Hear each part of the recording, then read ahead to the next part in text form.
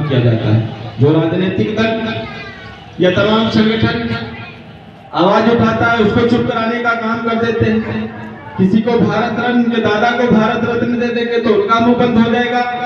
गांव की गरीब और भोली जनता को 5 किलो राशन दे देंगे, उनका मुंह बंद हो जाएगा। इस तरीके की समस्याएं हैं। लेकिन जब देश के कुछ लोगों ने आजादी की लड़ाई शुरू की थी, अंग्रेजों से देश को आजाद करने की लड़ाई शुरू की थी, तो बहुत संख्या में बहुत कम लोग थे जिन लोगों ने देश को आजाद करने की लड़ाई शुरू की थी। लेकिन धीरे धीरे लोगों तक वो बात पहुंची और बहुत बड़ी संख्या में लोग उस मुहिम से जुड़ते गए।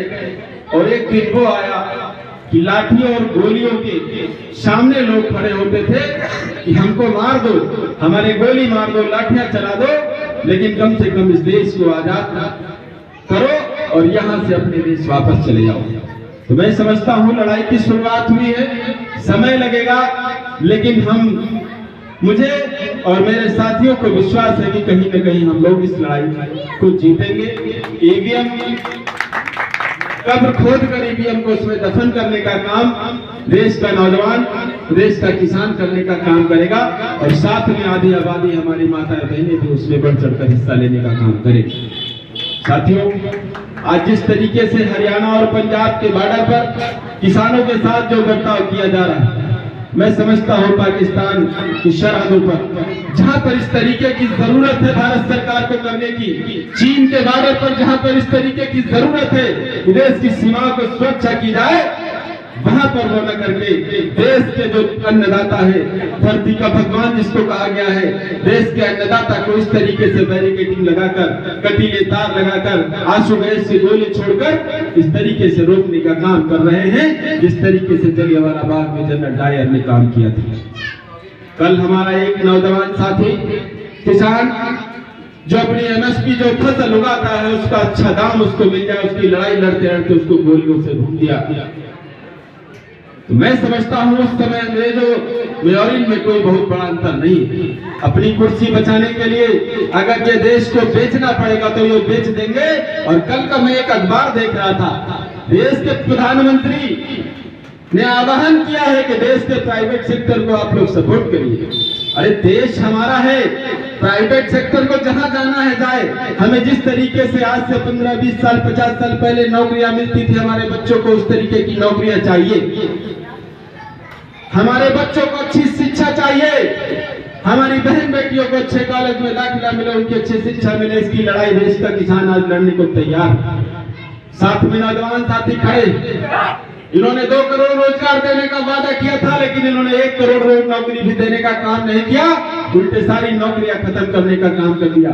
देश को जब गौरव का, जब सेना में हमारे किसान का बेटा जाता था, सुबह 4 बजे पगडंडियों पर दौड़ करके अपनी नौकरी की तैयारी करके देश की सुरक्षा के लिए जाता था, उसको भी इन्होंने अग्निवीर का नाम देकर उस नौजवान साथी का भी भविष्य करने का काम किया। इन्होंने जब 2020 वाला आंदोलन, किसान आंदोलन शुरू हुआ, तो एक दिन इत्तेफाक से मैं अपने बैंक गया, तो मैनेजर मुझसे कहने लगा कि ये किसान नहीं है जो लोग धरना दे रहे हैं, ये असली किसान नहीं है। हमने कहा असली किसान तो हेमा मालिनी है जो मथुरा में गेहूं काट रही, अमिताभ बच्चन जी है, अमित शाह है, मोदी। असली किसान तो ये है ना, ये तो डुप्लीकेट किसान है। तो 1 साल बाद तो मैनेजर साहब अपने पूरे स्टाफ के साथ दिल्ली में बैंक यूनियन की हड़ताल थी, वहां जा रहे थे। हमसे कहा मनीष भाई जा रहे, मुझे गाड़ी की व्यवस्था करा दीजिए। हमने कहा आप असली बैंक वाले हैं, आपके दिल्ली में क्या जरूरत है धरना प्रदर्शन की, आपको तो तनख्वाह मिल रही। कहने लगे नहीं, ये बारी बारी साहब का कहना सही था, ये बारी बारी से एक लोग को खत्म करने का काम कर रहे हैं। किसानों को खत्म किया, बैंकों को खत्म किया, सेना की जरूरतों को खत्म किया, रेलवे में नौकरियों को खत्म किया, महिलाओं के सम्मान को खत्म किया। हर तरीके से लोगों को बारी बारी से खत्म करते रहे। और हम लोग तमाशा देखते रहे। 5 किलो राशन में हमारा गरीब तो 70-80% गरीब गांव में है, और 5 किलो के राशन में लाइन में लगकर अपने बच्चों के भविष्य को बर्बाद। मैं परसों सीतापुर में था कार्यक्रम में, मैंने कहा आने वाले 5-10 साल में हिंदुस्तान के गरीबों के लिए अगर सबसे बड़ा कोई दुश्मन होगा तो ये 5 किलो अनाज आपका दुश्मन होगा। इतिहास में ये बात दर्ज होगी, ये 5 किलो राशन की वजह से आपके बच्चों को अशिक्षित बनाया गया, आपके बच्चों को बेरोजगार बनाया गया, आपके बच्चों का भविष्य खतरे में डाला गया। आज क्या दशा है देश की। और जब कोई भारतीय जनता पार्टी का खड़ा होता है नेता तो कहता मोदी जी की गारंटी, मोदी जी की गारंटी की बात करते हैं। हमने कहा 70 सालों में जिन सरकारों ने मात्र 55 लाख करोड़ रुपए लोन लेकर देश का विकास किया, जब कील देश में नहीं बनती थी तब हवाई जहाज, ट्रेन, पुल, कारखाने, बांध, तमाम फैक्ट्रियां लगाने का काम उन लोगों ने किया। तुमने 9 साल में, तुम्हारे चोर प्रधानमंत्री ने, हमारे जो प्रधानमंत्री है उसने देश में 9 सालों में 155 लाख करोड़ रुपए का देश में कर्ज लेकर रेवड़ी बांटने का काम कर रहा है। जब कोई दूसरा प्रदेश का मुख्यमंत्री अपने नागरिकों को कुछ सुविधा देता है तो उसको रेवड़ी का नाम देते हैं। ये पैसा कहाँ जा रहा है? अगर आपका प्रधानमंत्री ईमानदार है तो पीएम केयर फंड की जितनी भी उसमें फंडिंग हुई उसको सार्वजनिक क्यों नहीं कर रहा, क्यों उसको बंद कर दिया? तो वो लोग चुप हो जाते हैं क्योंकि उनके पास सवाल नहीं, और वो भी बहुत बेचारे हैं। बेचारे इसलिए हैं क्योंकि वो लोग भी जब अकेले में भारतीय जनता पार्टी के नेताओं के साथ बैठो तो उनकी कोई औकात नहीं बची। थाना, पुलिस, तहसीलों में उनको कुत्ते की नजर से देखा जाता, उनको कोई सुन नहीं रहा, उनके कोई काम नहीं कर रहा, लेकिन वो तो मैनेजर मुझसे कहने लगा ये किसान नहीं है जो लोग धरना दे रहे हैं, ये असली किसान नहीं है। हमने कहा असली किसान तो हेमा मालिनी है जो मथुरा में गेहूं काट रही, अमिताभ बच्चन जी है, अमित शाह है, मोदी। असली किसान तो ये है ना, ये तो डुप्लीकेट किसान है। जब 1 साल बाद तो मैनेजर साहब अपने पूरे स्टाफ के साथ दिल्ली में बैंक यूनियन की हड़ताल थी, वहां जा रहे थे। हमसे कहा मनीष भाई जा रहे, मुझे गाड़ी की व्यवस्था करा दीजिए। हमने कहा आप असली बैंक वाले हैं, आपके दिल्ली में क्या जरूरत है धरना प्रदर्शन की, आपको तो तनख्वाह मिल रही। कहने लगे नहीं, ये बारी बारी साहब का कहना सही था, ये बारी बारी से एक लोग को खत्म करने का काम कर रहे हैं।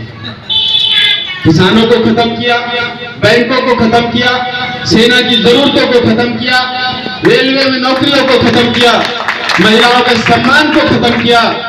हर तरीके से लोगों को बारी बारी से खत्म करते रहे और हम लोग तमाशा देखते रहे। 5 किलो राशन में हमारा गरीब तो 70-80% गरीब गांव में है, और 5 किलो के राशन में लाइन में लगकर अपने बच्चों के भविष्य को बर्बाद। मैं परसों सीतापुर में था कार्यक्रम में, मैंने कहा आने वाले 5-10 साल में हिंदुस्तान के गरीबों के लिए अगर सबसे बड़ा कोई दुश्मन होगा तो ये 5 किलो अनाज आपका दुश्मन होगा।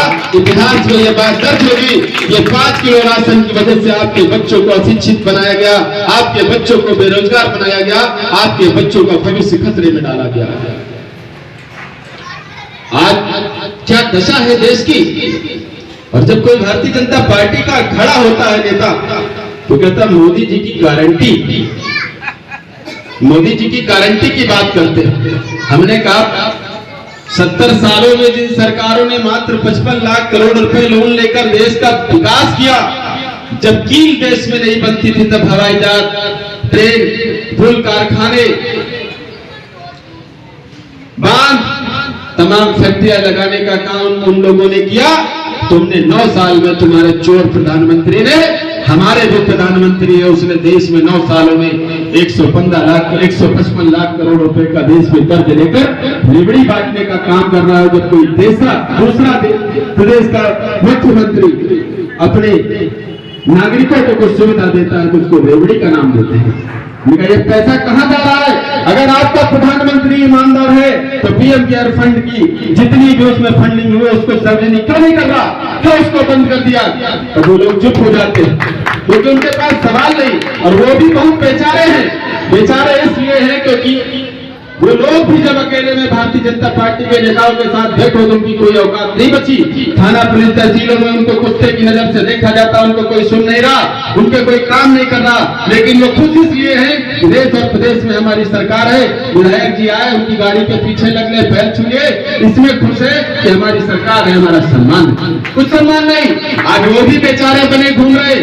और सबका कारण एक है, जितनी भी व्यवस्थाएं देश में गड़बड़ हो रही है उन सब का कारण एक है। लोकतांत्रिक देश में आपकी जो सबसे बड़ी ताकत थी, ये उंगली से आप जिसको चाहते थे चुनकर देश का प्रधानमंत्री, देश प्रदेश का मुख्यमंत्री, संसद में सांसद, सदन में सांसद और यहाँ विधानसभा में विधायक बनाकर, टाउन में आप चेयरमैन पार्षद बनाकर भेजते थे, इन लोगों ने उसको पूरा खत्म करने का काम कर दिया।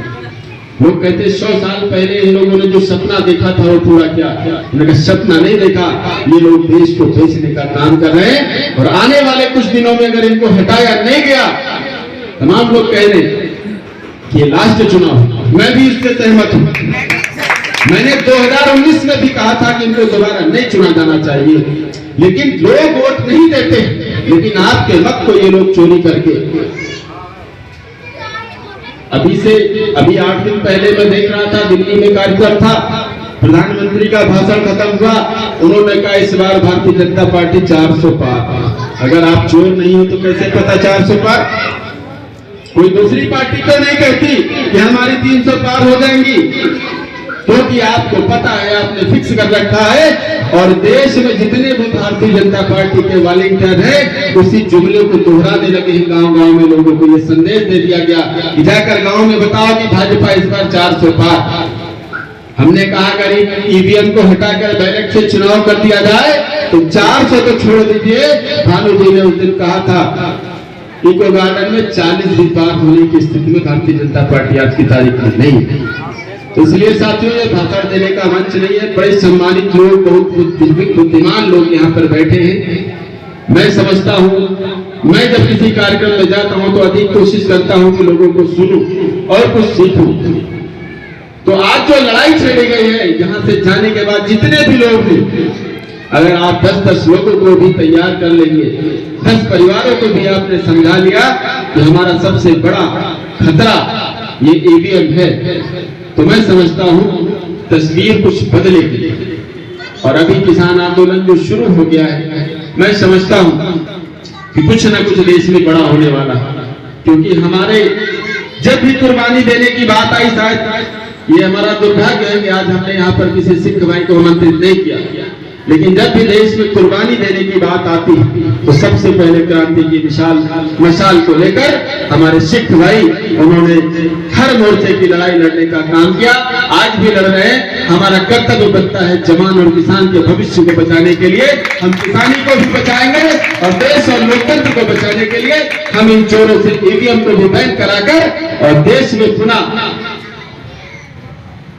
बैलेट पेपर से चुनाव हो, इसकी लड़ाई लड़ेंगे। मेरे स्तर से जहां भी मुझे बुलाया जाएगा, जहां भी मुझे जो जिम्मेदारी दी जाएगी, मैं उसके लिए हमेशा तत्पर रहूंगा। मेरी टीम पूरी तरीके से तैयार रहेगी। जय हिंद, जय भारत, जय जवान, जय किसान।